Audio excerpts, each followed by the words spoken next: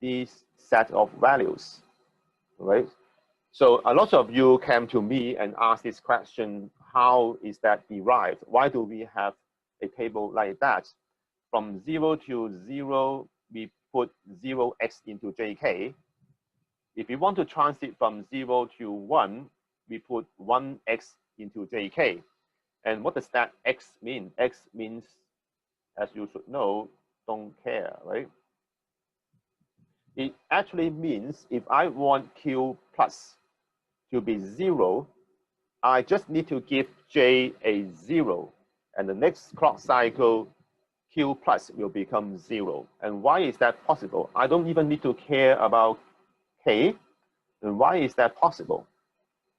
Now, let's look at the JK flip-flop truth table once again. So JK flip-flop by default is something like that.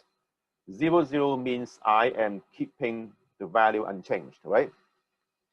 And 0, 1 means I reset to 0. And 1, 0 means I set to 1.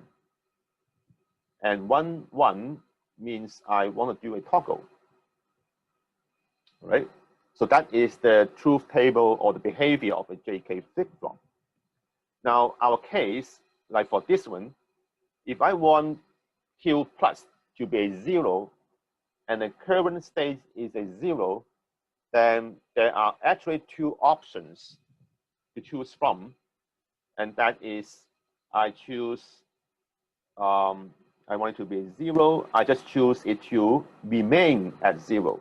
So I can either use 0, 0 as a choice, or I can just force it to be a 0. Then I can choose this one as well. So it means that if I want the output of a JK flip-flop to be 0, given the current state also being 0, then I have two choices. I could just give JK a 0, 0 such that it just remain at 0, or I can just give JK a 0, 1, and then I will force it to 0 anyway. So it means that in that case, the value of k doesn't really matter. So it's meaning that for this case, I just give j a 0, and I don't care about the value that I give to k, so it's a x. If that is the case, I can just put 0x in here to illustrate that for this transition to happen, I will give j1 a 0 and k1 anything. All right, so let's try to, like, for completeness, what we have with the other combinations in here.